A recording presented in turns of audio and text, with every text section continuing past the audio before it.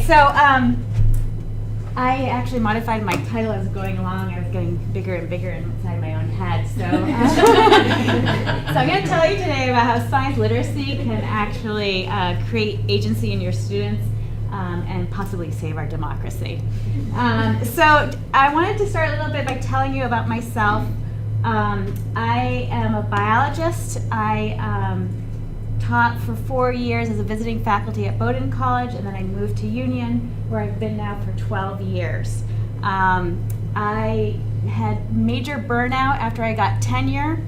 I realized that my kids were already 11 and 7, and I had kind of missed their entire childhood. And so I ran away to Australia, doing terms abroad there for the college, taking my kids with me, trying to make up for lost time. And I came back, and I really enjoy teaching. I always get great feedback from the students, but there was something that haunted me when I went back to the laboratory to teach, and that was that students were asking me questions like, do I need to know this for the test? So this is really a story about how I had my aha moment on teaching, and our keynote speaker today really spoke to all those elements that I'm integrating now in my teaching. Of course, after the test, the students would always say, but I studied so hard, professor, and I knew the material so well, and I'm like, no, you didn't. That's okay. But I also realized that the onus was on me. So at Union, we have a Mellon grant, which is about to expire, sadly, and with that Mellon grant, one of the things we did was start this Faculty Development Institute. So I took a workshop, and I was sort of expecting to go away maybe retooling a class or two. And what it has done, it has really changed the way I think about how I teach and how I design my classes. Now, one of the things we learned in this faculty development workshop was backwards design, backwards thinking and planning of your courses. And that is really great when you're an instructional designer. But when you're a scientist like me and have been trained so many years to think a certain way, it's very hard to get out of that. So I tried to make an analogy for designing my course, and I used what scientists know well, which is the scientific method, right? And so this is very similar to your designing courses. So what we do in science is we make an observation and we ask a question based on that observation, right? And so we say this is a hypothesis, and then we design experiments to provide data to support the hypothesis or to find that the hypothesis is not good. We then collect our data, analyze it, and determine where are we at? Has our data and our analysis supported our hypothesis? And many times we realize that it hasn't. And so we have to go back to the drawing board and ask, have we asked the right question or not? Have we done and designed the right experiments? And so this is sort of a reiterative process that we go through all the time. And finally, if we're lucky enough to get an answer, we then ask the next question, and so we go through.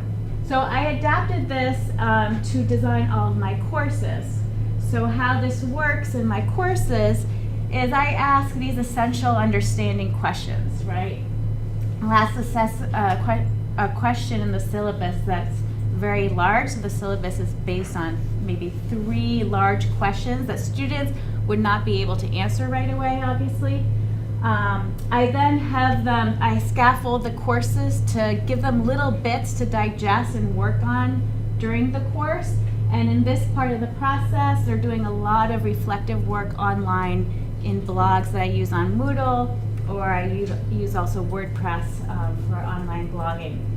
They are broken down into small online groups that give each other feedback all the time on a weekly basis. And they have to modify and change and edit their thinking with the feedback. A big part of this is that at the end, the assessment is asking them that big question on an exam, where they have to then pull all that material they've been playing around with informally and answer the question. I like it because everybody answers the question differently, and that's okay. That means that they all pulled made the material their own. The other thing is this reiterative process. The students are just given credit for doing it. They're not graded on the sort of the reflections and weekly blogs. And the important aspect of this is that they're learning how to take risk. They're really learning how to make mistakes. And everybody knows that you can't learn unless you've gotten it wrong first, right? And so the idea here is it's okay to make a lot of mistakes, get it wrong, but then, you know, ultimately with feedback and retrial, they get it. So now my students are more engaged. They're learning, I feel, and they're happier. They don't ask me, do I need to know this for the exam anymore? So that's sort of my own self, you know, reflection of I think they're getting it, and they're starting to apply these things. All right, so that is like sort of my background as how my aha moment as a educator. But then this happened. So I went to my first political rally ever with my sister, and I was really struck by this movement. And I have to say that I think one of the most important things is that we really need to change the way we teach at a faster pace than the way we teach within the content of what we teach.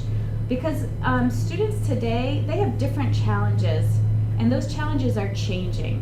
One of the biggest challenges that really hit me hard that day was the amount of fake news that is out there and the amount of gaslighting, right?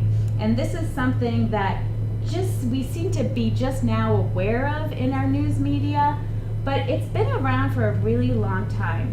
So for us in the sciences, we've dealt with fake news, or we've dealt with it very poorly, but we've been faced with it for a long time now. So fake news in the sciences looks like this. Vaccines do not cause autism, right? We have now, I just read online, is it 900 cases of the measles? Yeah. Okay, just reported. That's all preventable if people only vaccinated their children. We've had astronomical, catastrophic flooding in the Midwest, right, this year. We have wildfires in California. I had dinner with Lily last night, and she was saying that in Virginia now it snows every single year in the winter, where it used to be every 3 or 4 years. This is because of climate change due to human activity. Okay? And finally, evolution. It is a theory, and it has been proven thousands and thousands of times. So anyway, so this is the fake news that we're dealing with, right? But as our speaker said, students are coming in with these misunderstandings or assumptions, so we have to unpack that a little bit. Another thing that I realized is we have a new college president who used to work for the Obama administration, and he tweeted this, and I was like, wow. My students, those 18 to 29-year-olds, went to vote, and less than 50% of them went to vote in the 2016 election, right? Compared to the baby boomers that showed up 70%, all right? But this is really interesting. The number of millennials that are eligible to vote right now are the same number as the number of baby boomers. So imagine the lost potential there if everybody had a voice, right? This is about maintaining a democracy. John Dewey, who's the teacher of all teachers, right? He teaches us that in order for a democracy to work well, everybody has to be engaged. Everybody has to have knowledge and participate. So that's really important. So my question to myself was to figure out how could I get my students, who I know are really passionate, and it doesn't even matter what side of the political spectrum you are on, you need to participate in your democratic process. How can I get them to act like those baby boomers and show up to vote? So I had an opportunity. This past fall we had the midterm elections, and I was teaching introduction to biology at Union. It's 44 students were in my class, and as I wanted to figure out how I could sort of bring these two together. So I designed a project, and I want to explain it to you a little bit. So again, using my same design framework of scientific method, I had my students, so this is outside of the content of the course, right? This is all online. I had my students go to the government websites of their home states and look up legislative bills that had to do with science. It could be anything about science. It could be education, technology, environment, medicine, whatever, healthcare, whatever interested them.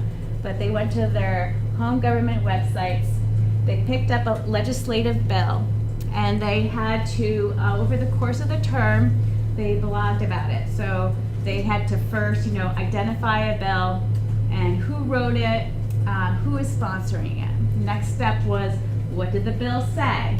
Next step was the science that was referred to in the bill actually accurate? What is the real science behind it? What was going to be the outcome of the bill? Who benefited from the bill? All these different things were scaffolded in this project. So they blogged about their individual bills. These were all 44 individual projects. They were broken down into online groups where they gave each other a lot of feedback on this. Then we had, through the Mellon Grant, access to an instructional designer. We don't have this at Union. So I called her up and I'm like, this is really great, but I need to do something more. And maybe I need to have them write a paper or something for the school newspaper. Or I said, maybe they need to write op-ed pieces. And she's like, yeah, you should do that. I felt like I needed a cheerleader. So I called the guy who heads our writing center, and I said, okay, I have this crazy idea. I don't know how to do it. And I want them all to write op-ed pieces. So they wrote an op-ed piece. I had them do a sort of a concept map of how to make arguments, an argument map of sorts. Then they wrote their op-ed pieces, and the guy who's head of the writing center came in and helped us workshop the editing process in small groups. And on the last day of class, I brought bagels in, and 44 students submitted 44 op-ed pieces to their hometown local newspapers. That's awesome. And that was awesome. And we had 7 publications in 10 days. This is only 5 of them. But as you can see, the students picked really wide-ranging topics. So one was, I love this one. In Colorado, the state of Colorado wanted to declare autism a medical epidemic, which has all sorts of anti-vaxxer implications. There's a lot of students who picked legislative bills that tried to deal with the opioid crisis, whether it was using marijuana to help ease opioid addiction, or other topics. And there was a lot of students, I found this surprising. Apparently a lot of students have grandparents who are in mental decline, have Alzheimer's, so a lot of students were picking things that had to do with memory care facilities, things like that.